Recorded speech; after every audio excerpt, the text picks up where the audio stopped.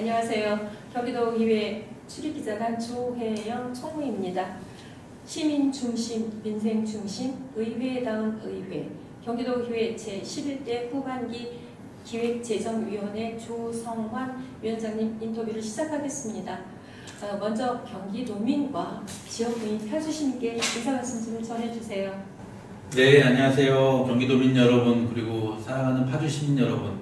도민분들도 사랑하긴 하는데요. 네, 제가 지역구가 파주다 보니까 이렇게 또 인사를 드리게 됐습니다. 반갑습니다. 11대 후반기 기획재정위원회 위원장을 맡고 있는 조성환 위원입니다. 오늘 이렇게 귀한 시간 마련해 주셔서 감사합니다. 네. 경기도의회 제11대 후반기 기획재정위원회 위원장을 맡게 된 소감과 주요 목표는 무엇이며 의원님과의 소통을 어떻게 하실 건지 좀 말씀해 주세요. 네, 우리 후반기 기획재정위원회는 12분의 의원들로 구성이 되어 있습니다. 각기 소속 정당은 다르지만 경기도의 재정, 조직, 그리고 여러 가지 정책들을 기획하는 매우 중요한 부서를 관장하는 상임위이기 때문에 위원장으로서 좀 막중한 부담감이 있는 것은 사실입니다.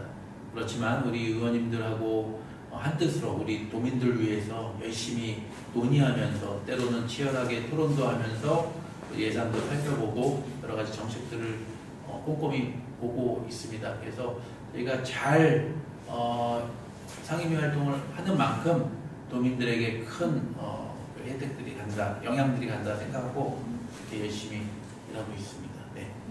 네, 앞으로 기대가 많이 됩니다. 그러면 위원장님이 발의한 경기도 자살 위족 등 지원에 관한 조례안에 대해서 자살 유족을 위한 지원 방안과 생명 존중, 문화 확산을 위한 내용은 어떤 것들이 있는지 좀 말씀해 주세요. 네. 안타깝게도 우리나라가 OECD 국가 중에 자살률 1위입니다. 그럼 불명예를 아는 지 오래됐고 계속적으로 자살자가 급증하고 있고 최근에는 연령층이 좀 낮아지는 만큼 우리 사회에 자살 문제가 심각한 문제가 되어 있거든요. 자살자가 많다는 것은 그만큼 자살 유족들도 많다는 얘기인데 이 유족들이 2차적으로 더 심리적으로 어려운 환경에 처해 있습니다. 그래서 고위험군, 자살 고위험군에 속하기도 하고 여러 가지로 사회활동을 제대로 하기가 어려운 상황에 있어서 그런 자살 유족자들을 위해서 우리 경기도가 할 일이 필요하다 이렇게 생각을 했고 지원 조례를 만들게 됐습니다. 그래서 거기에 대한 주요 내용으로는 우리 자살 유족자들에 대한 심리 지원, 상담 그리고 이분들을 또 우리 사회가 위로를 해줘야 되거든요. 그래서 위로할 수 있는 그런 시간들을 마련하게 했고 또 11월 둘째 주를 자살 유족의 날로 지정을 경기도에서 하게 해서 그날을 함께 모여서 같이 서로 위로하고 힐링할 수 있는 그런 시간들로 만들었고요. 계속 조례 제정된 이후에 예산안을 만들어서 예산을 편성해서 지금 3년째 세 번째 하고 있는데요. 너무나들 고마워하시고 힘이 된다고 의견들을 많이 주시고 있습니다. 그래서 보람 느끼고 있습니다. 그동안 많은 일을 하셨습니다. 네. 앞으로 기대가 많이 됩니다. 네. 그러면 파주 운정 지역의 체육시설 부족 문제를 해결하기 위한 구체적인 재정비 계획은 어떤 방향으로 추진하고 있는지 좀 말씀해 주세요. 네, 현대사회가 되면서 우리 시민분들이 이제 건강을 위해서 운동을 많이 하시지 않습니까? 또 그러다 보면 체육시설도 많이 확충이 되어야 되는데 운정 같은 경우에는 이제 신도시다 보니까 인구가 갑작스럽게 많이 늘어나고 있어요. 그러다 보니까 기존의 체육시설들도 잘 되어 있는데 이제 부족한 부분들이 있습니다. 그래서 경기도에서 특별조정금 예산을 확보해서 족구장도 실내로 또 이렇게 만들어가지고 우리 시민분들이 운동하시게 했고 축구장부터 해서 여러 가지 최근에는 이제 새로운 스포츠까지도 같이 운동할 수 있는 그런 공간들을 마련해 주는데 지금 힘을 쏟고 있고요. 경기도의 예산 또 시의 예산들이 이런 시설 확충하는 데 잘 쓰여지도록 예산을 많이 확보했습니다. 파주 교화동이 경제 자유구역으로 지정될 경우 지역 경제에 어떤 긍정적인 영향을 미칠 것으로 예상되는데 무슨 뭐 대책이 있으시면 좀 말씀해 주세요. 네, 지금 경기도에서 경제자유구역 예비 지정을 최근에 지정지를 발표했거든요. 수원의정부 파주가 세 군데가 이제 지정을 받았습니다. 이 지정을 받기 위해서 노력을 많이 했는데 경제자유구역이라는 것은 이제 국가적으로도 경제 활성화를 위한 아주 요충 전략지로 지정을 받는 거거든요. 그렇다 보면 많은 기업들이 이곳에서 경제 활동을 더 활발하게 할 수 있고 또 파주 같은 경우에는 해외로 진출할 수 있는 요충지예요. 인천공항이 가깝고 그러다 보니까 이곳이 경제자유구역으로 지정되면 경기 북부뿐만이 아니라 우리나라에서도 큰 성과를 거둘 수 있는 지역이다. 그래서 이곳에 많은 세계적인 기업들 또 국내에 여러 가지 어려움을 겪고 있는 기업들이 유치가 돼서 활동할 수 있고 자리 잡을 수 있도록 지금 그런 설계들이 준비되어 있고요. 또 GTX-A가 개통돼가지고 교통도 좋아진 지역이거든요. 교화동이. 그래서 아주 지역에서는 기대가 상당히 큽니다. 지정되면서. 네. 그럼 AI와 디지털 전환에 따른 뭐 일자리 변화에 대응하기 위한 뭐 방안이 무엇이 있는지 좀 말씀해 주세요. 네. 최근에 AI를 보면 아무 얘기도 못할 정도로 인공지능이 갑작스럽게 이제 우리 곁으로 다가왔지 않습니까? 그 얘기는 시대가 이제 급격하게 바뀌었다는 얘기고, 인공지능과 같이 연계해서 어떤 일들이 진행되지 않으면 산업 구조도 제대로 갈 수 없는 시대가 되었기 때문에 이제 저희들의 일자리도 많이 변화가 될 것으로 예측됩니다. 웬만한 일들, 단순한 일들은 이제 AI를 활용한 로봇이나 기계들이 또 그 일들을 대처하게 될 거고요. 그러다 보면 저희들도 일자리가 있어야 경제 활동을 하고 삶을 유지하는데 당연히 이 직무들이 바뀌어야 되지 않습니까? 그래서 직무 전환이 필요한 시대가 됐고 미래 시대에는 그 직무를 전환시킬 때 교육 훈련을 저희가 또 해줘야 공기관에서 해줘야 우리들이 스스로 또 대응을 할 수 있어서 직무 전환 조례를 지금 제정을 준비하고 있고요.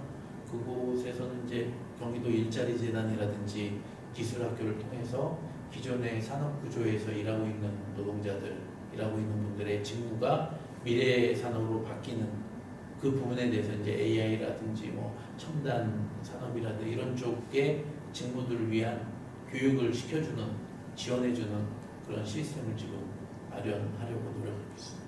예.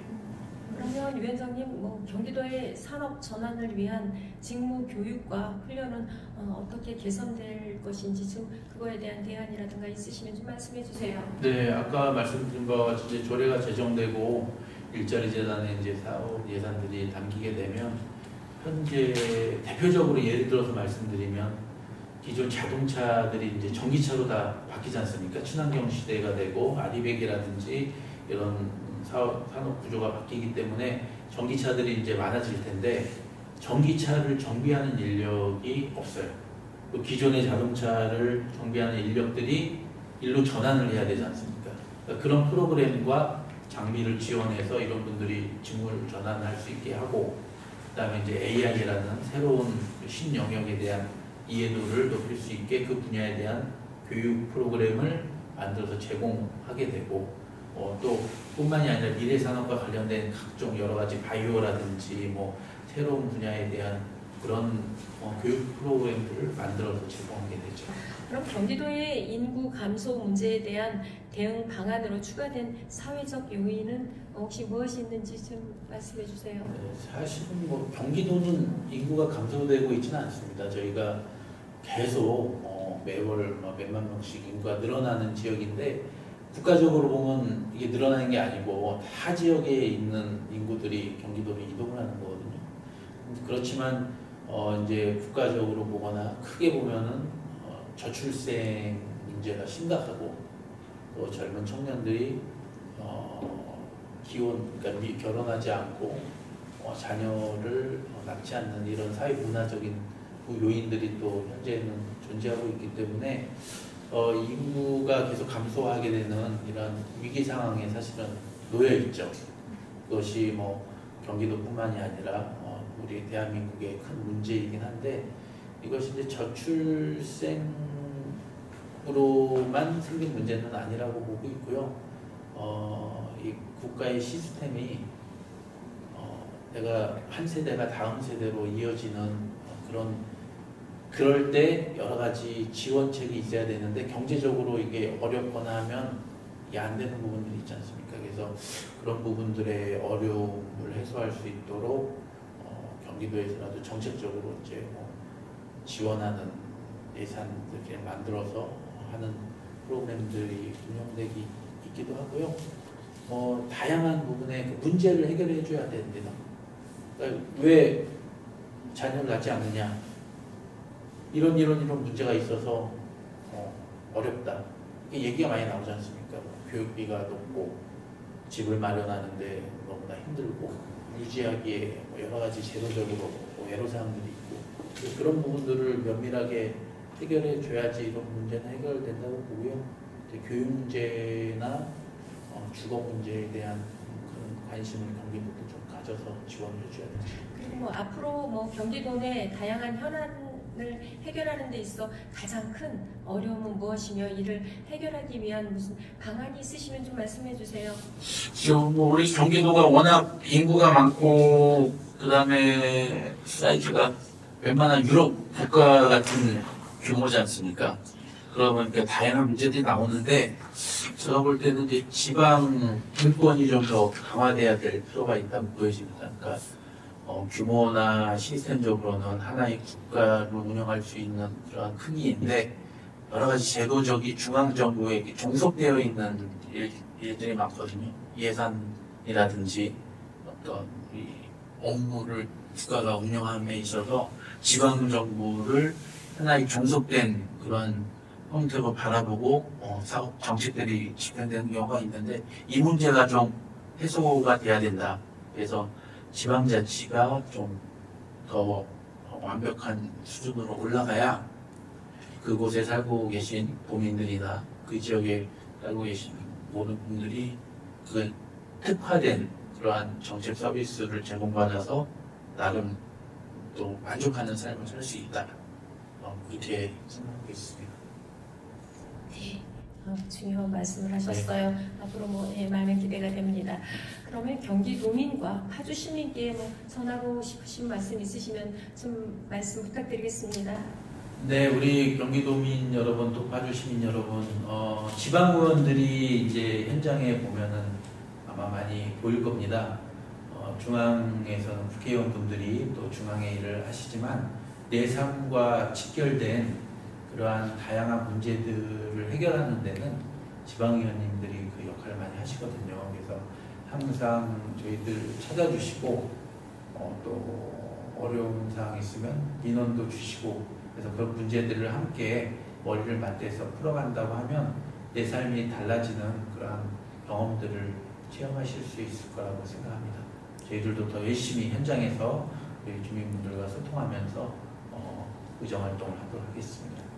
그러면 마지막으로 인터뷰에 참석한 우리 언론인 여러분께 하고 싶으신 말씀 있으시면 좀 말씀해 주세요. 네, 저희들이 열심히 활동을 해도 알려지지 않으면 도민분들께서 체감하지 못하고 또 아까 말씀드린 대로 어떤 문제가 있을 때 이것이 또 함께 공유되지 않으면 또 그 문제 해결이 어려운 상황들이 많이 발생합니다. 그럴 때 아주 키 역할을 해주시는 분들이 우리 언론인 여러분들이라고 생각합니다. 그래서 도민들의 어려운 상황들을 또 취재를 통해서 기사화해 주시고 또 저희들에게도 말씀해 주실 때 저희가 그 문제를 같이 풀어나가고 또 저희들이 잘못했을 때에는 또 따끔한 비판과 또 대안도 말씀해 주시는 그러한 언론인으로서의 역할을 해주신다고 하면 우리 도민들께서 아주 좋아하시는 그러한 언론이 되고 또 저희 의원들이 될 거라고 생각합니다.